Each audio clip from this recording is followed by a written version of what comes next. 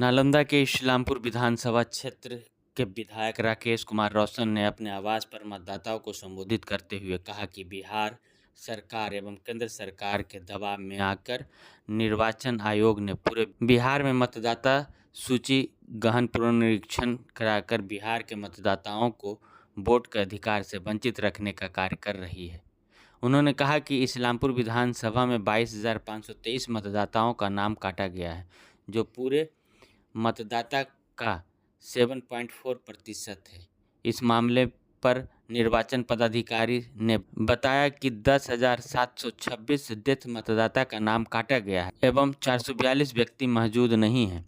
वहीं 8,690 लोग हमेशा के लिए दूसरे जगह शिफ्टिंग हो गए हैं। 2,665 लोगों का डबल नाम होने की वजह से उनके नाम को हटाया गया है। कुल मिलाकर 22,530 लोगों को इस्लामपुर विधानसभा के वोटर लिस्ट से नाम काटा गया है।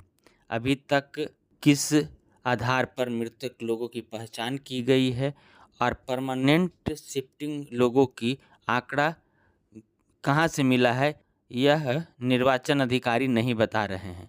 यह सरासर गलत है। लोगों को वोट के अधिकार से वंचित रखने की साजिश की जा रही है।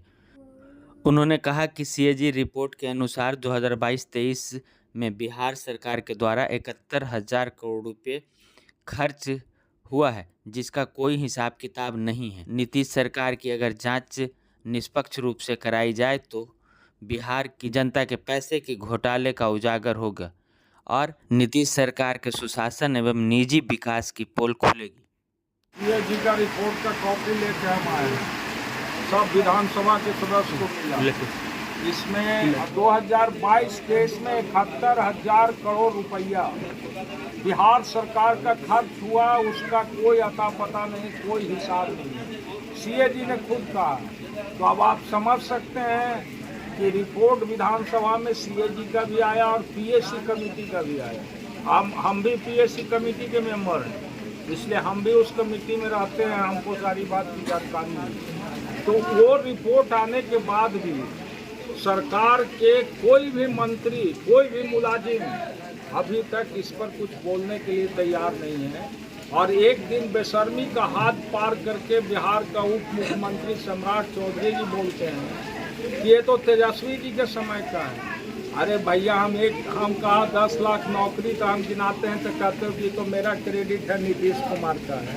तो सरकार तेजस्वी जी अकेले नहीं चला रहे थे, नीतीश कुमार चला रहे थे ना। तो ये क्यों नहीं बोलते कि नीतीश कुमार जी का भी इसमें दोष है? और वित्त मंत्री कौन था? वित्त मंत्री विजय कुमार चौधरी थे। विजय कुमार चौधरी ने बजट पेश किया था।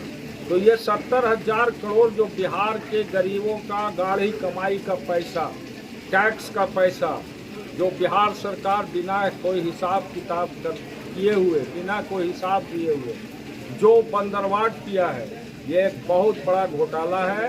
और इस घोटाला की जांच यदि निष्पक्ष रूप से की जाएगी तो पूरी सरकार और इनके पूरे मंत्री और इनके पदाधिकारी सभी लोग बेनकाब हो जाएंगे। इसलिए हम आपके चैनल के माध्यम से बिहार के उप मुख्यमंत्री जी से जानना चाहते हैं कि आप बिहार के लोगों को बताइए कि बिहार का 71,000 करोड़ रुपया कहाँ गया है। कि 25 जून को इलेक्शन कमीशन ने आनंद फानंद में एसआईआर का घोषणा कर दिया और कहा कि 1 महीने तक पूरे बिहार में डोर टू डोर बीएलओ सर्वे करेगा और जो जेन्युइन मतदाता है सबका नाम रहेगा, जो जेन्युइन नहीं है उसका नाम काटा जाएगा। कमीशन ने ये प्रक्रिया पूरी कर ली और पूरी करने के बाद अभी ड्राफ्ट पब्लिकेशन हुआ। ड्राफ्ट पब्लिकेशन के बाद जो फिगर सामने आया, वो फिगर अपने आप में ये दर्शाता है कि बड़े पैमाने पर इलेक्शन कमीशन राजनीतिक दबाव में बीजेपी और जदयू की सरकार जो बिहार में है और दिल्ली में जो बीजेपी की सरकार है, इन दोनों के दबाव में बिहार में एसआईआर के नाम पर गरीबों को, दलितों को, अल्पसंख्यकों को, पिछड़ों का वोट काटने का प्रयास कर रही है। और ये जो साजिश चल रहा है, ये साजिश का भंडाफोड़ भंडाफोड़ कमीशन के द्वारा जो रिपोर्ट दिया गया उसी से होता है। क्योंकि इलेक्शन कमीशन ने कहा कि पूरे बिहार में 65 लाख समथिंग जो है फर्जी मतदाता थे जिनका नाम हटाया गया है। उसमें 22 लाख कुछ लोगों का उन्होंने मृत बताया है। फिर आपको जो परमानेंटली शिफ्टेड हैं उनको बताया गया है, और कुछ वैसे लोग हैं जिनका नाम एक जगह से दो दो जगह पर अंकित है। 3 तरह का क्राइटेरिया बता के 65 लाख बताया गया है। उसी तरह से हमारे इस्लामपुर विधानसभा क्षेत्र में 22,523 वोट हमारे विधानसभा क्षेत्र में काटा गया। जो टोटल वोट का स्ट्रेंथ था उसका 7.4%।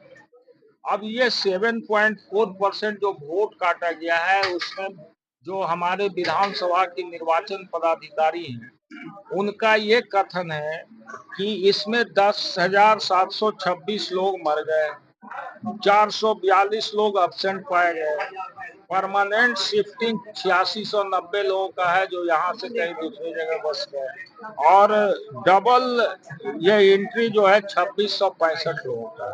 कुल मिलाकर के ये आपको 22,523 वोट हमारे यहाँ काटा गया।